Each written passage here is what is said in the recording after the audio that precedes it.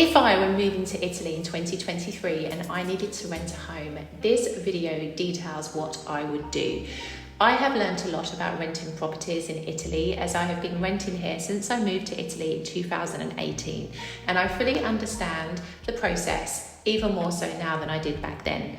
In this video, I want to show you both how you can look for properties and also the things that you need to be aware of to help to make your house hunting process that little bit smoother. Now, to begin your search, I recommend utilising the internet. Idealista and Immobiliare are two fantastic internet sites that give you the possibility to search for homes, apartments, and with Idealista, individual rooms, depending on your requirements. Now, personally, I prefer Idealista, so this is the website that we are going to use for this video. Now, we are going to search for a home or apartment in Salerno because I feel like I know that city well, having lived there for 4 years. Now, as you can see, Salerno is divided into areas. We are going to look specifically in the centre, so you can get an idea of prices and how they can vary depending on your location. Now, as you can see, homes in Italy are listed according to their room number. So it's rare to see an apartment listed as 2-bedroom, 1-bathroom. It's usually listed according to its room number. Now, there are a couple of things to pay attention to when you're looking for properties in Italy. So the first is obviously room number. The second is the size of the apartment. All apartments are measured in metres squared. As we can see from this example, this is an 80 metre squared apartment, 2 rooms, €800 per month. Now, judging from the initial pictures that I can see up here, I am imagining that this is going to be a fully furnished apartment, which is rare in Italy. These types of apartments usually get snapped up very quickly, or they are usually only available for rent for a short period of time. So, very important for you to know this. If you scroll down, you can see the description, which you can also translate into English if your Italian isn't fantastic. And yes, as you can see, this is an apartment available on a transitory lease, which basically means it is not a long-term let. You will only be able to live in this property for a maximum of 18 months. So yes, it's likely this home has another use for it at other times of the year, which would explain why you can't rent it long-term. So let's look at another property. Now, this property is significantly smaller. This is only 46 metres squared, 2 rooms at €670 per month. Now, this is an example of a property that is a transitory lease, which does not allow the use of residency against it. So this is what you have to be careful of with transitory leases.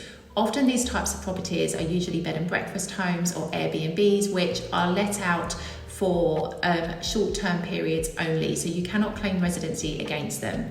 So pay attention to that, because if your visa requirements depend on this, this could prove to be a problem for you later on if you are not careful. Now let's have a look at this one. This one is absolutely tiny. This is a 2-bedroom apartment, which is only 35 metres squared. Now, this is €650 per month for 2 rooms, and you can see it's clearly a bed and breakfast accommodation, which is the reason why it is so highly priced, and again, you are very unlikely to be able to claim residency against it. So some key points to note there. So as you can see, the prices in the centre are pretty top heavy according to their size. Let's have a look in a different region. Let's have a look in Carmenere, which is just outside of the centre, but the centre is within easy walking distance. Now, immediately you can see the apartments are a lot bigger for the money that you pay for them. So here we have a 4-room apartment, €800 per month for 122 metres squared. And then we have a huge apartment for €1,500 for 240 metres squared, 7 rooms. So you can start to see the difference. This is why it's so important to think about your location. If you don't need to be in the main centre of a city, don't. It's far better to be a little bit outside of the city and get more for your money than it is to be in the centre itself, paying top end for essentially a very small space. So it's definitely worth doing your research. You can see Salerno is essentially probably a more expensive city, I would suggest. Certainly in Palermo, property prices are a lot cheaper compared to Salerno. But let's have another look. Erno, this is another neighbourhood just outside of the centre itself, but again, easily commutable, walkable.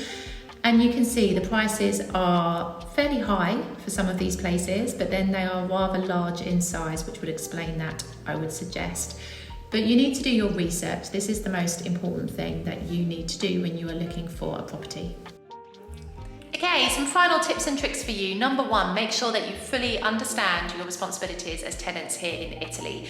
Please don't take it for granted that it will be the same as the country that you're coming from. It's often very different. It certainly is compared to the UK. So make sure that you fully understand what happens if, in the unfortunate circumstance, something was to go wrong in your home, and most importantly, who is liable to pay for that. Secondly, make sure you are aware of any additional costs that you have to pay for every month in addition to your rent. Quite simply, this is often known as the condominium fee. So if you are renting an apartment in a block, for example, every resident pays towards what is known as the condominium fee. This generally pays towards the upkeep of the building, any cleaning services, and if you have a portiera, or otherwise known as a porter, as in somebody who sits in a reception desk, takes in parcels, and generally looks after the property as a whole, that cost also covers that service too. So make sure that you're aware of this, because it isn't included in your rent price for the majority of homes. And of course, make sure that you properly translate your contract. Please don't take it for granted that you understand what you are signing for. Make sure that you translate every single little detail. Make sure that you are clear that you can claim your residency against your contract, as I've already mentioned, but it's just super important. I feel I have to say it again. And make sure that you get someone to trust to translate for you every single part of your contract. Contracts here in Italy are very different compared to the UK, for example. So it's important that you know your responsibilities, particularly if you want to break your contract early and you have a long-term rental agreement. It's important that you know exactly how long your break clause is. Usually it's a couple of months. So this is an important factor to consider. And also just to be sure that you understand the length of your contract as well. Usually the common terms here are 4x4, 3x2. So it's important that you understand the different lengths of contract that there are. Essentially, a 4x4 is that you have a contract for 4 years and you can renew it for another 4 years on top at the same rent.